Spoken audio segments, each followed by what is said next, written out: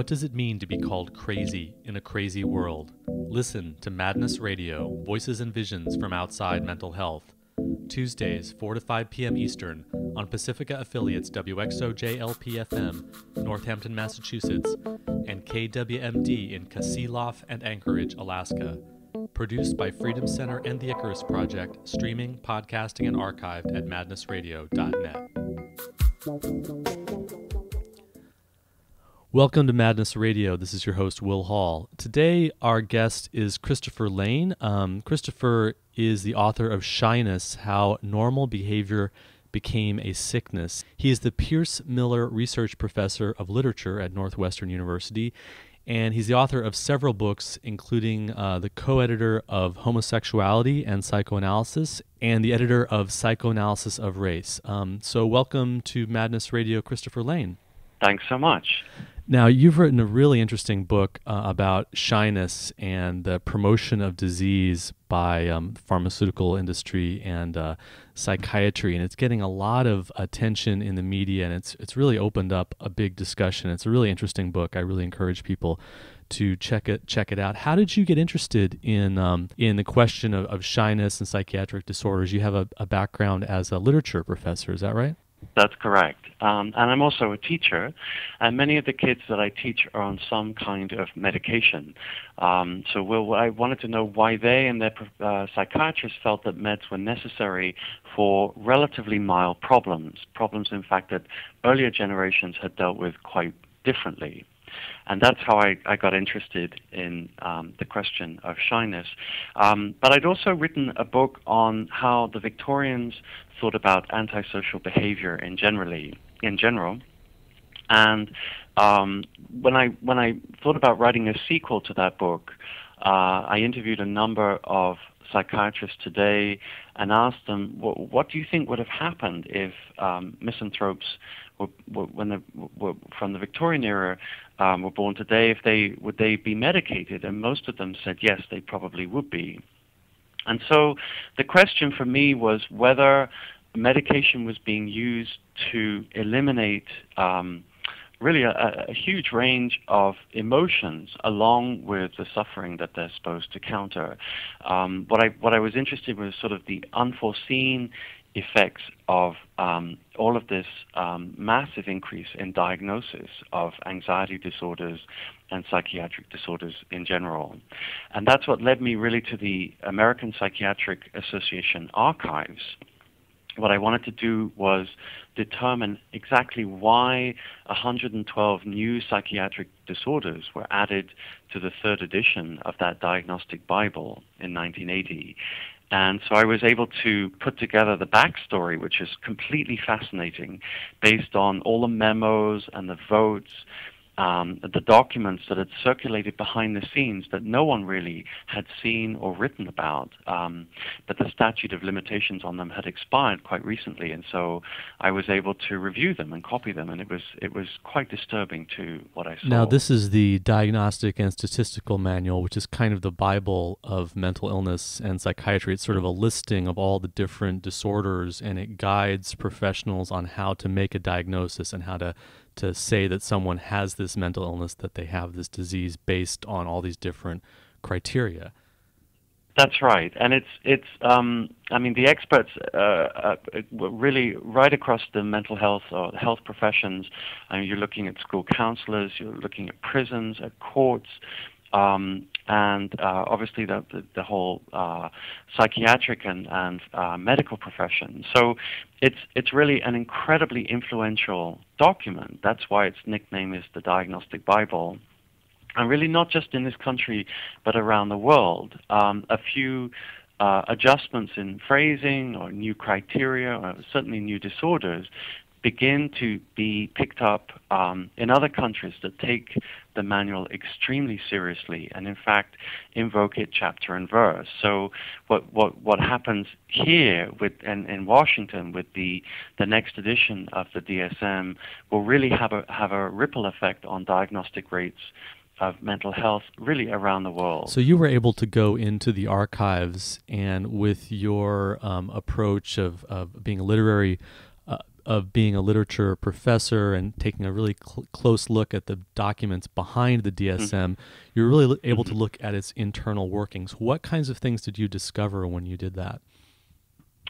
Well, maybe the most extreme was a proposal for something called chronic complaint disorder, which aimed to pathologize people who grumble about the weather, the energy crisis, and taxes, and even racetrack results. And the author wrote that the person with this disorder would say, "Oy vey," a little too often.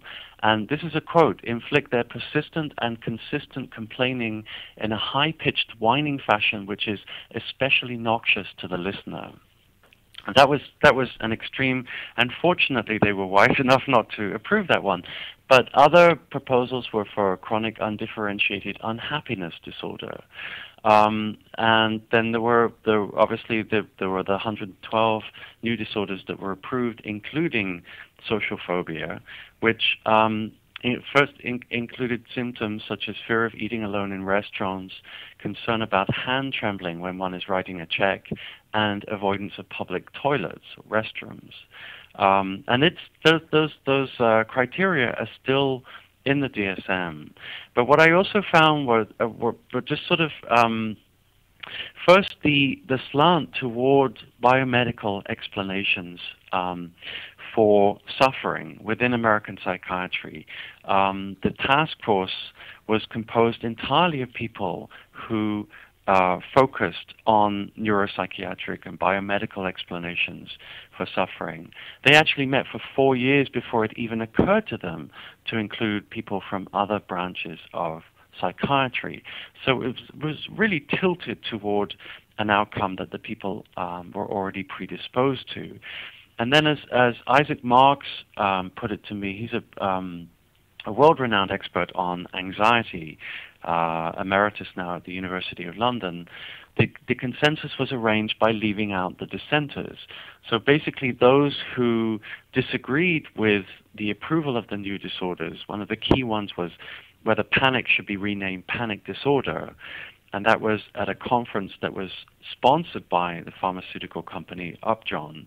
Isaac Marks said he basically was not invited to subsequent meetings. He'd made his dissent clear, but it was never registered formally. And so people went ahead with the new disorder and with dozens of other ones, basically accepting only the input of those who agreed that these were new psychiatric conditions. Now, how does this all relate to, because it's a medical and scientific document, so the image I think that we have is that there's all this testing and clinical studies and research, and that it's a very grounded in science book that comes out that guides the diagnosis, but you're actually describing a very political process that's about backroom deals and negotiations of people's prestige and their reputations and the influence of the pharmaceutical companies.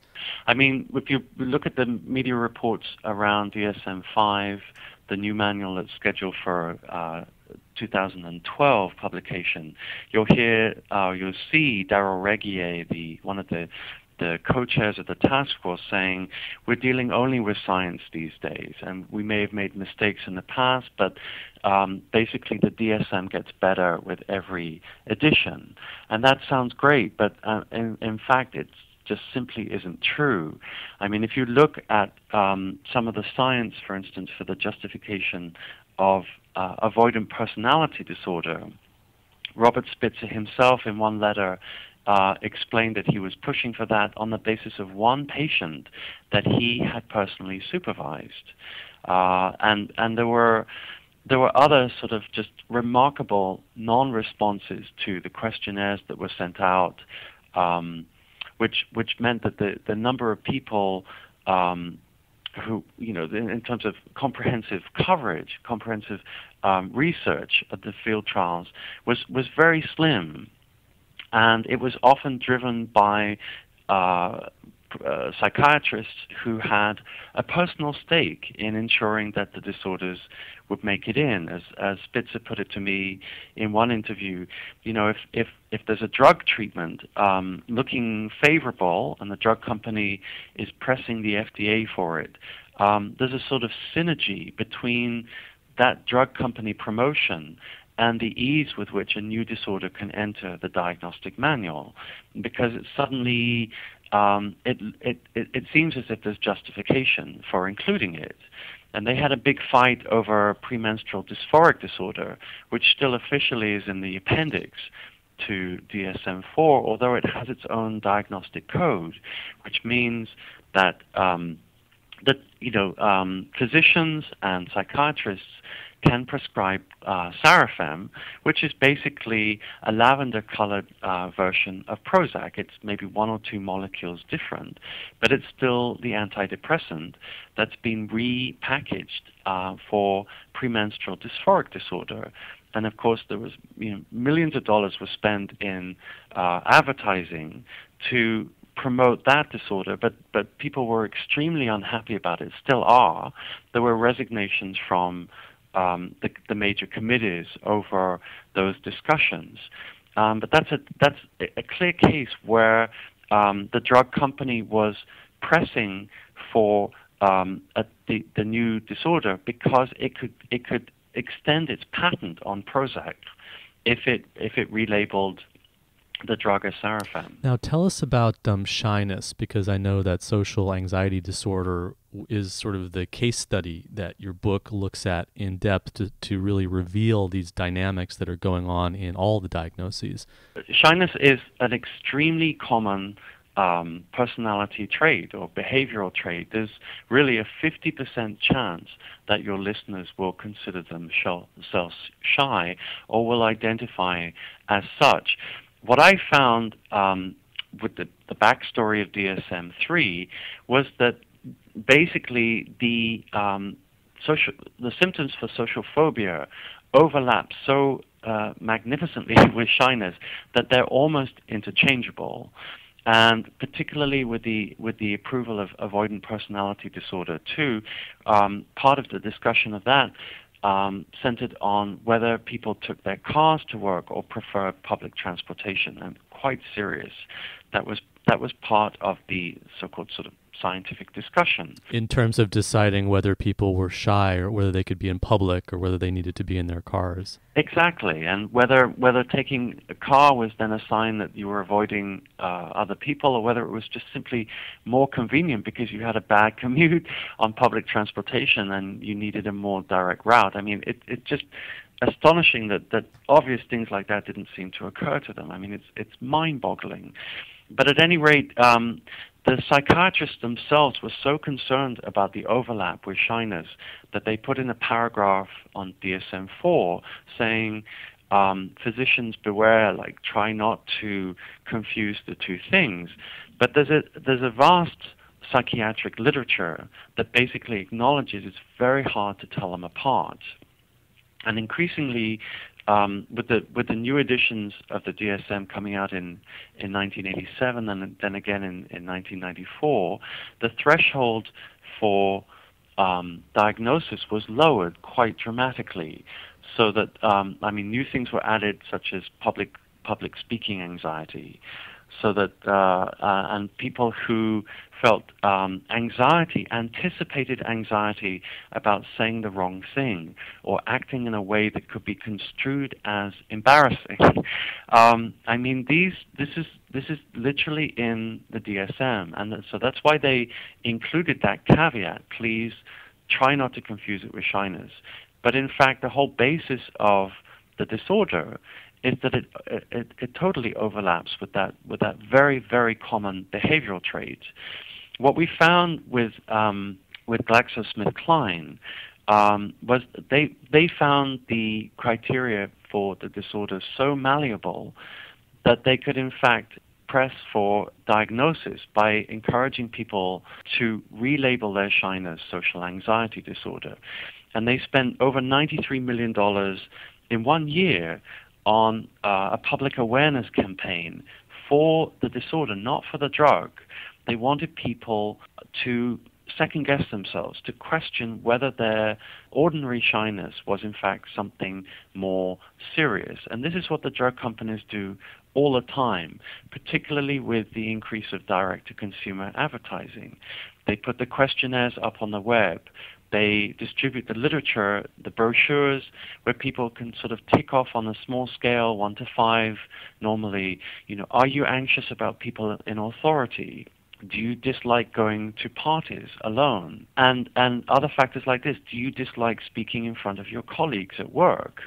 And if you have enough ticks or enough high numbers, you can then go to your doctor and say, hey, it looks as if this is me. This is what I'm suffering from. Now, this is something that's actually relatively new, because the direct-to-consumer advertising, the TV commercials and the bus stop ads and the ads in magazines and the website questionnaires that you're talking about, I mean, that only came in the 90s. Is that right? Late 90s, and actually 1997 to be specific, which was the year the FDA relaxed its rules on pharmaceutical advertising. And I've got some numbers for your listeners just to give them a sense of the scale of the increase. Let's look at the year before that. You've got $595 million spent on advertising across the board for the pharmaceutical companies. The year that the FDA relaxed the rules, total spending rose to $843 million. And by the year 2000, total direct-to-consumer spending have reached $2.5 billion. That was 9 years ago, of course. And today it's estimated at over $25 billion, which means roughly $10 million a day is spent on direct-to-consumer advertising for a litany of pharmaceutical products. And that advertising has soared at the same rate that the number of prescriptions and the profit that the companies are making has also risen. Is that right? Absolutely. Although the profits for SSRI antidepressants has fallen because so many of them are now off patent, what we're actually seeing is the real growth area is with bipolar disorder 2 and 3 as diagnoses. And that's tied to the fact that antipsychotics or neuroleptics, which are prescribed to treat bipolar disorder, are still on patent, and so they're major revenue earners for the drug companies.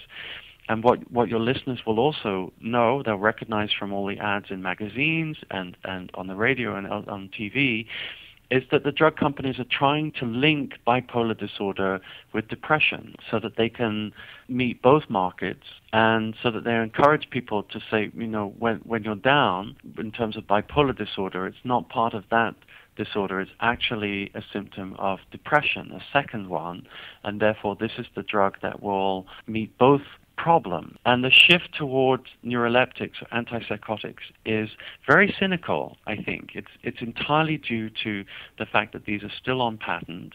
And it's also, we're finding out just how cynical from revelations about, say, Joseph Biederman at Harvard Medical School, the man responsible really for putting 2-year-olds on these drugs, where so many young children have died. Over 955 had Massachusetts General were taking that drug after Rebecca Riley died from it, age 4. And you have to ask yourself, what is a 4-year-old doing being prescribed this very dangerous drug? It's never been approved for the treatment of childhood bipolar disorder.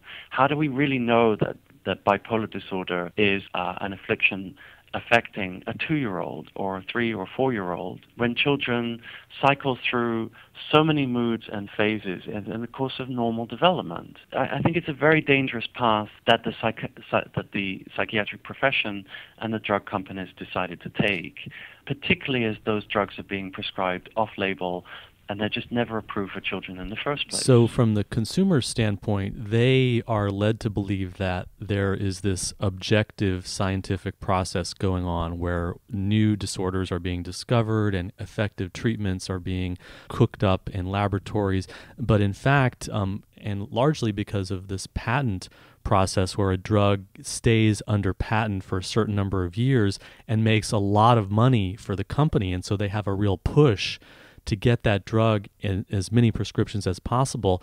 And then as soon as it goes off patent, the generics come in and they can't make as much money off of it. So they're constantly trying to expand their markets in this very cynical way that even gets them to try and get 2, 3, 4-year-old children on these drugs, despite the dangers that are going on. And then also this other phenomenon that we've been talking about taking very gray area kinds of problems like shyness and then trying to convince everyone that they are actually mental disorders that shouldn't be accepted and that should be medicated and that they actually can be treated chemically by drugs. What were some of the other things that you discovered in your research around shyness and how it was being marketed?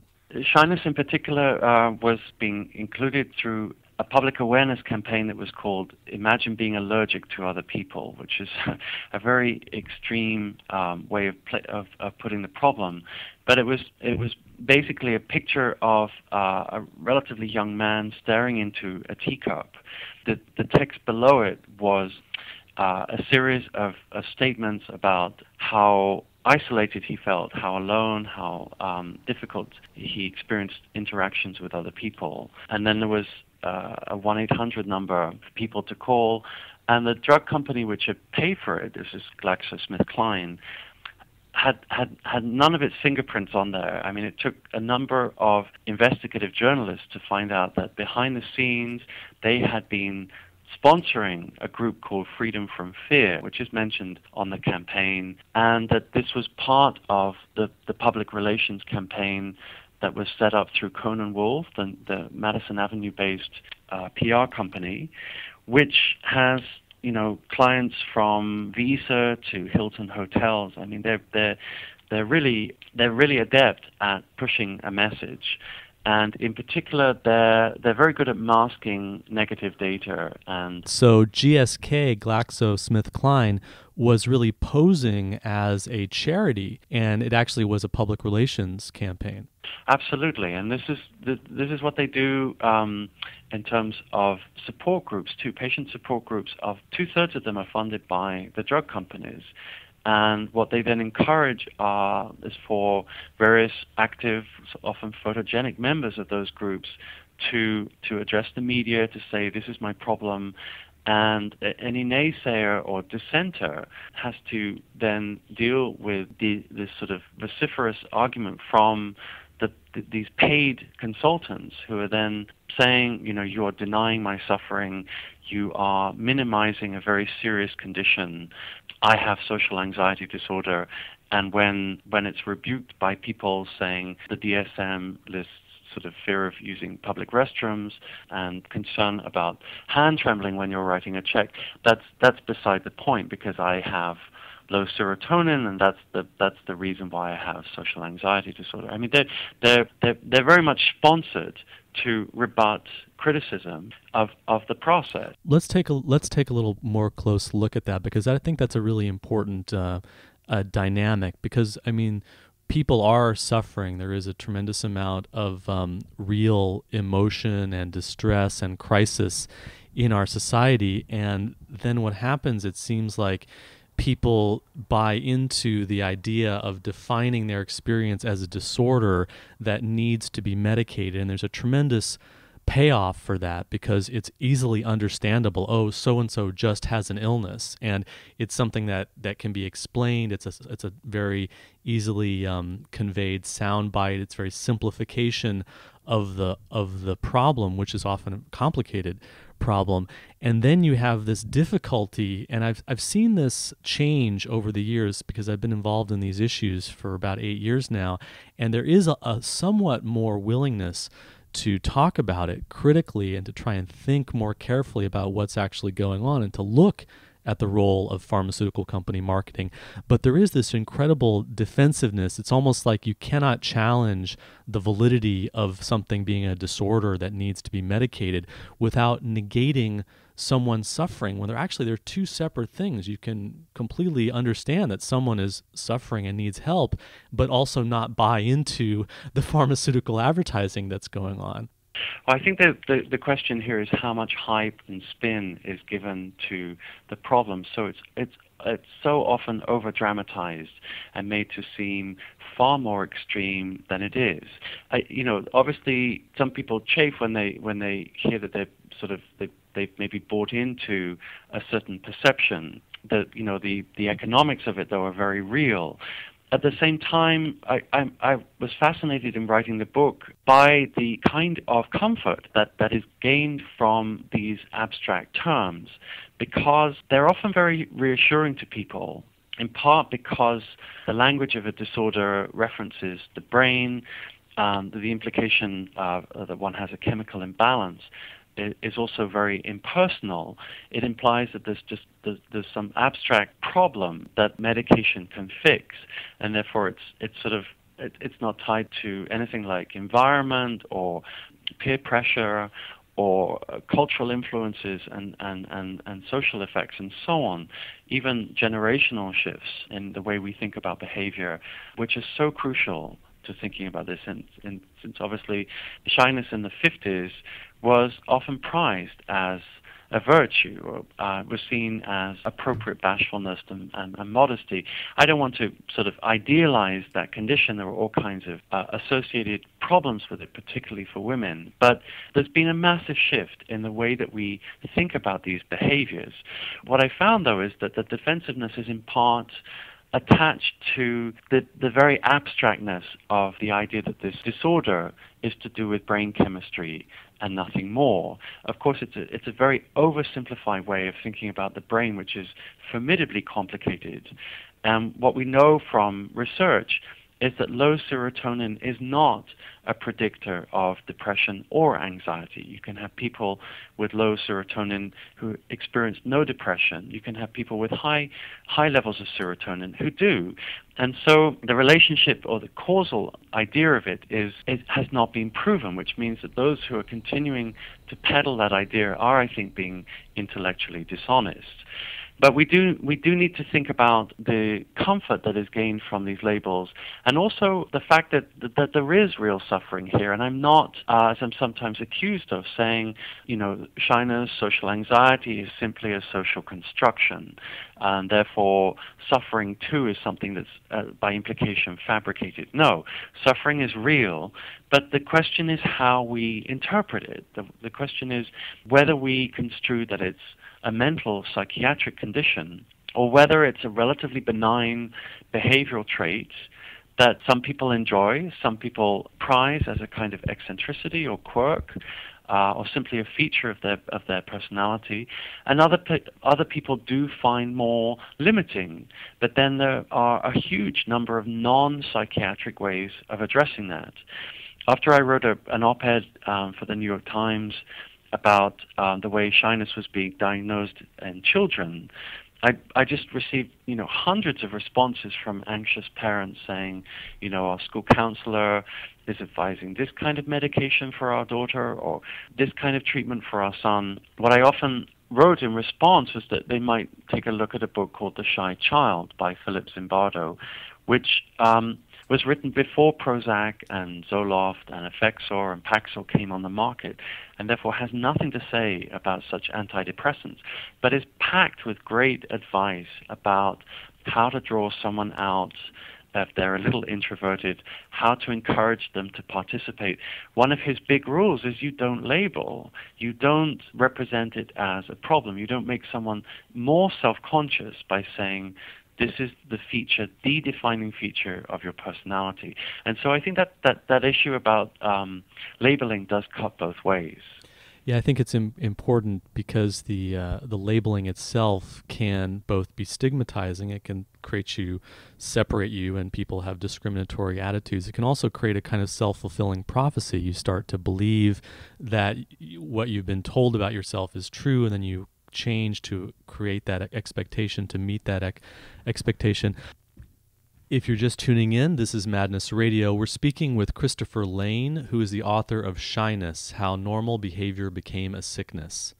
What about people who are having experiences of shyness or introversion? They get a diagnosis of social anxiety disorder, and then they get on medications. What's been the experience? Are people getting helped? Is there a placebo effect? Is it creating a lot more problems than it's solving?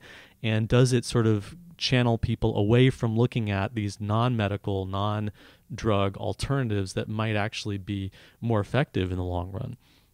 Certainly there is a placebo effect with even a drug like Paxil, where 80% of the drug's efficacy or effectiveness has been shown to be due to placebo alone.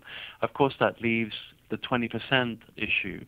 But when researchers looked at the figures that GlaxoSmithKline and others had submitted to the FDA in order to get the drug approved, they found that actually on the basis of those figures, none of these antidepressants should have received FDA approval. So that's a really serious point to underscore.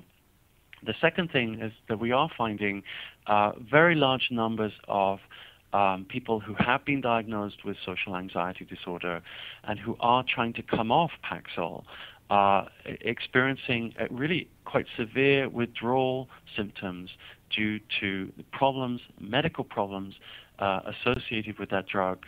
I could explain that if you'd like. It's basically due to the fact that Paxil is unique among that class of antidepressants.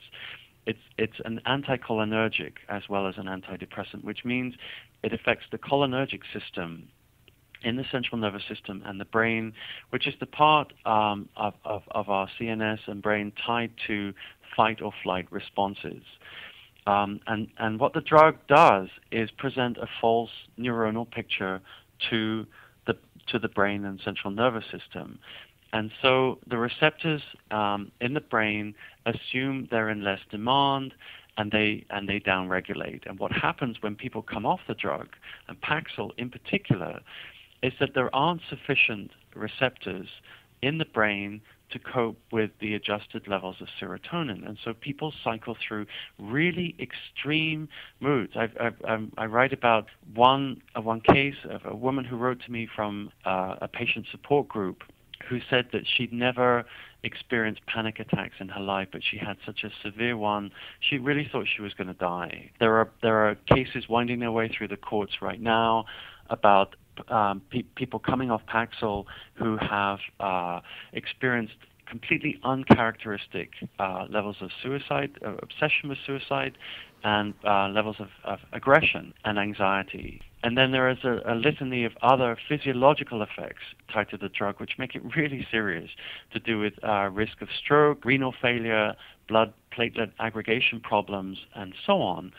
All of which, then, when you go back to the criteria in the DSM and you say, wait, this drug is being prescribed for people who feel anxious about going to parties, who dislike eating alone in restaurants. I mean, you start to sort of weigh up the two sides of that equation, and it just seems so astonishingly unbalanced that it's amazing this has not received more attention earlier. Now, was Paxil one of the drugs that became promoted in the wake of 9/11? Can you talk a little bit about generalized anxiety disorder? Yes, Paxil was the drug that was pushed by GlaxoSmithKline in October, right just a month after the attacks.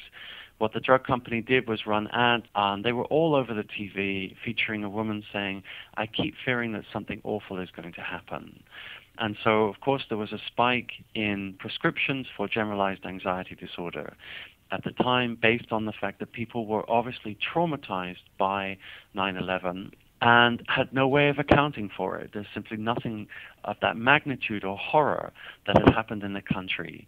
And when you then turn to the DSM-3 in particular, which was the first to feature generalized anxiety, what you find is that it was a catch-all term for everything that those on the task force could not place elsewhere. They were relatively comfortable with their definition of panic disorder and obsessive compulsive disorder.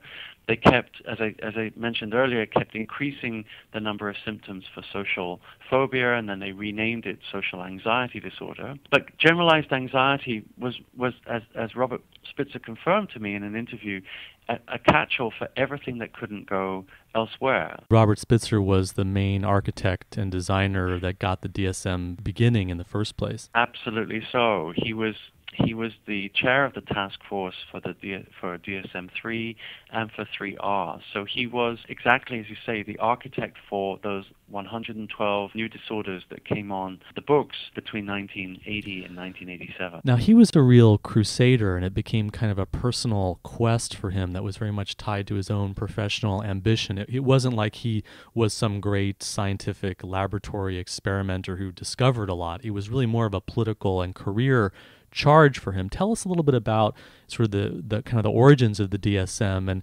well, I think one key thing to mention is Spitzer's role in negotiating these between these two sides over whether homosexuality would remain in the psychiatric manual. And this blew up in 72, 73 with very conservative hardliners in psychiatry insisting that it remain, and the gay rights movement adamant that it had to be eliminated. And one of the key points of concern was at an APA meeting in San Francisco, where there were demonstrations, and it got quite heated. And Robert Spitzer played, at the time, a very key role as an able diplomat in negotiating between the two sides, trying to appease the hardliners in his profession who didn't want homosexuality removed as a mental disorder. And obviously the gay rights movement, which insisted that it had to be, that it was just simply unacceptable to define lesbians and gay men as mentally ill on the basis of their orientation alone. And so various compromises were reached, including, I think at one point, ego-dystonic sexual identity. And what this evolved into was gender identity disorder, which is now more of a hot-button issue for transsexuals, in part because in order to get approval for various medical operations, they have to accept the DSM diagnosis. So it's a very complicated issue for them. But at any rate, Spitzer was a central figure in negotiating between those camps. And one of the other things that appealed to him at the time, that was appealing about him at the time, was that he trained as a psychoanalyst. He was actually a Reichian, and he'd been in contact with Reich in the 50s. One interesting anecdote was that he'd written when he was getting poor results, and Reich wrote back saying this must be due to fallout from the atomic bomb in Nagasaki and Hiroshima. I mean, it's just hilarious. And Spitzer was quite serious, quite an acolyte, but he did a 180 and began to become very interested in diagnostics and procedures around that, and increasingly adopted almost wholesale biological explanation for behavior and for suffering. And so his ties to the psychoanalytic community became very fragile, particularly as his task force met for 4 years before it even occurred to them to have someone from psychoanalytic psychiatry represented.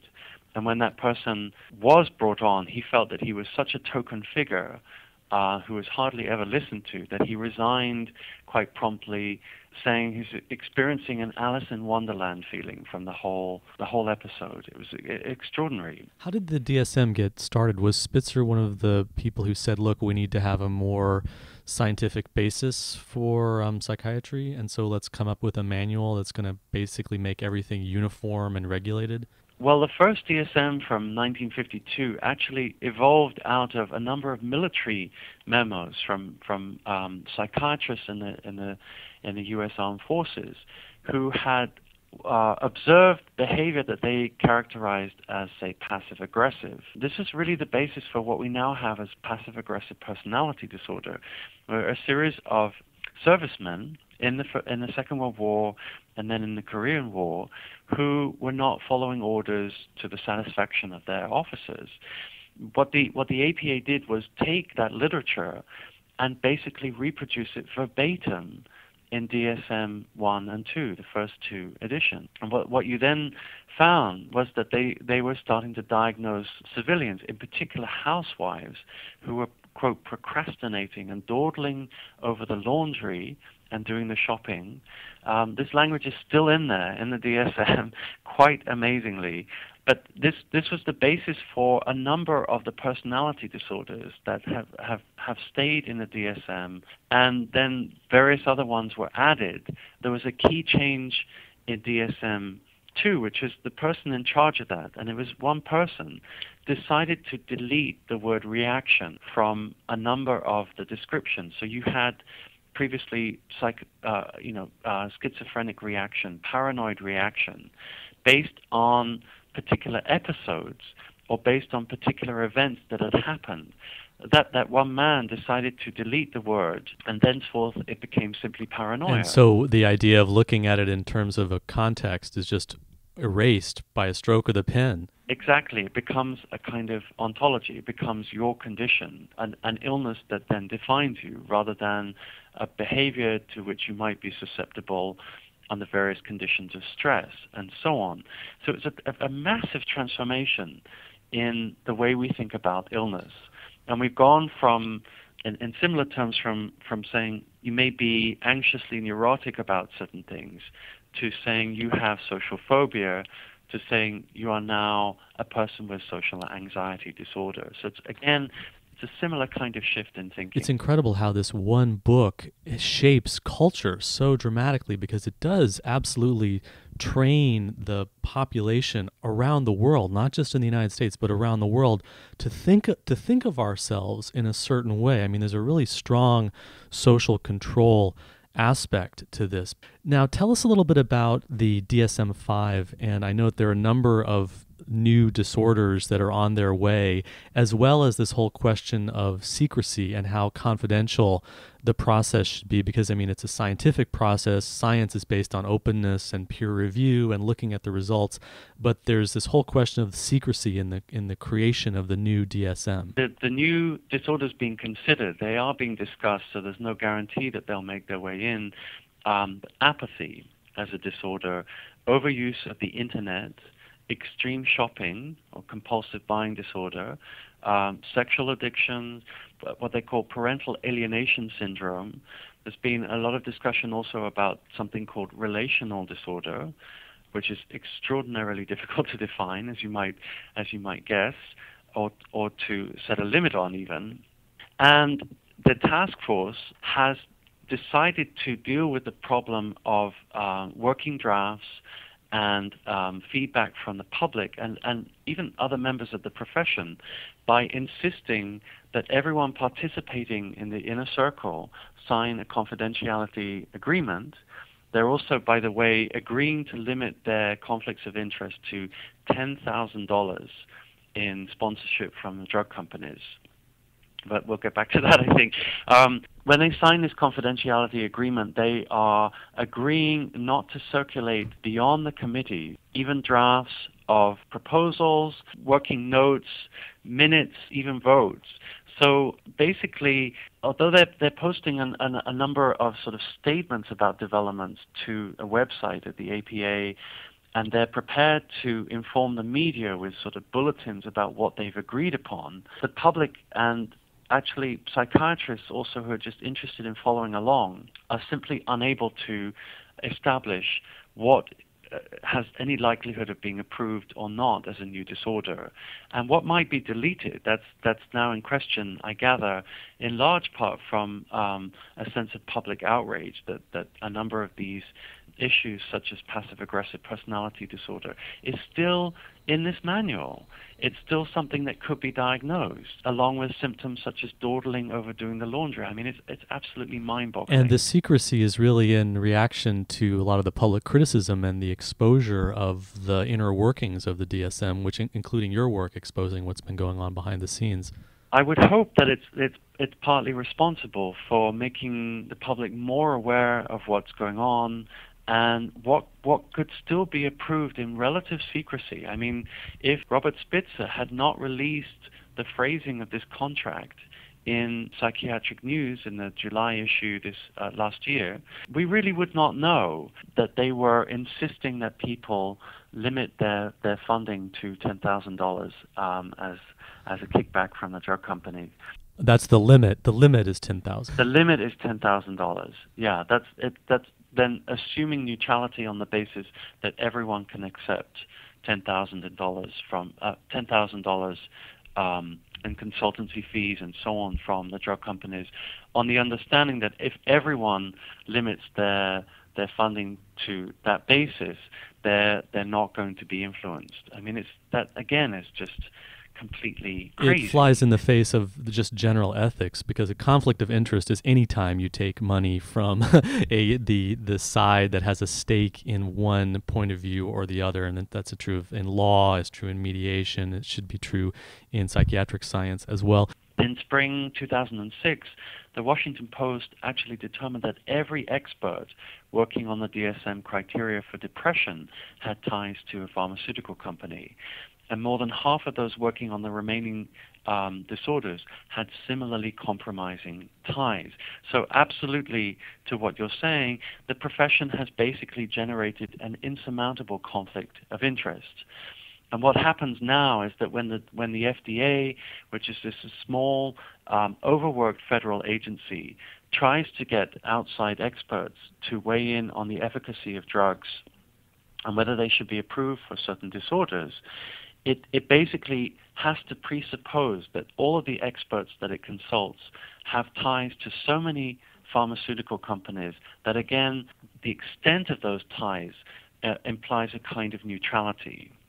So they can't find people who have no conflict of interest. Everyone has a conflict of interest, and therefore that is the basis for presupposing that they'll be disinterested, that they won't be swayed by, say, $1 million of funding from this drug company as distinct from a few thousand from that Which one. is kind of a very Orwellian updating of the whole idea of conflict of interest. And it's related also to just the general trend in the society, which I think is starting to be challenged a little bit now with the new presidency we're talking about a regulatory apparatus that has completely broken down, and the regulation of the medical industry has basically been captured by the people it's supposed to be regulating, the pharmaceutical companies. Absolutely so.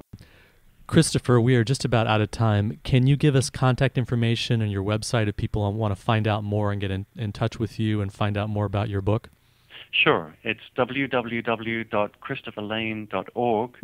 And people interested in the book will find there a number of interviews that I've given and also short articles that I published in major newspapers describing various areas of the book. And Christopher, also, don't you have some memos from GlaxoSmithKline that are available on your website? That's absolutely right. I decided to upload those confidential memos to my website once I realized just what was at stake in psychiatrists denying that Paxil can lead to acute withdrawal symptoms, what they call discontinuation syndrome. GlaxoSmithKline, a year before it pressed for FDA approval of the drug, sent around to its internal executives a memo, confidential, warning that 20% of patients in the trials were experiencing quite severe withdrawal symptoms from the drugs. This is even after 2 weeks. And yet, the drug company nonetheless pressed for and received FDA approval for Paxil as the one antidepressant to treat social anxiety disorder. That was a year later. So it's an extraordinary turnaround. What the BBC investigative program Panorama discovered was that GlaxoSmithKline had masked so much negative data that they basically lied to these pharmaceutical regulators in Britain. And a number of people have described this as a massive cover-up. It's obviously the reason there is a lot of litigation around Paxil. But I felt an ethical responsibility in making those documents available on my website so that people could know that the drug maker itself knew about the problems with Paxil before it pressed for FDA approval. Christopher Lane, thank you for joining us today on Madness Radio.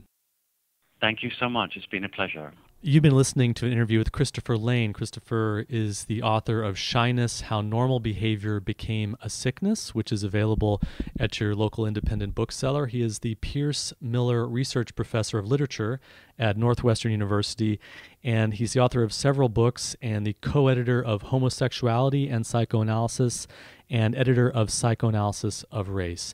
That's all the time we have this week on Madness Radio. Thanks a lot for tuning in. You've been listening to Madness Radio, voices and visions from outside mental health. Madness Radio broadcasts every Tuesday, 4 to 5 p.m. Eastern, on Pacifica affiliates WXOJ LP-FM, Northampton, Massachusetts, and KWMD, Kasilof and Anchorage, Alaska. Co-produced by peer-run mental health communities freedom-center.org and theicarusproject.net. Madness Radio is hosted by Will Hall. Music producer is John Rice, with technical assistance from Jeremy Landsman. Listen to our internet stream, podcasts, and show archives at madnessradio.net. If you have an idea for a story or guest on Madness Radio, to help get us broadcast on a station near you, or if you just want to share what's in your head, contact radio@madnessradio.net.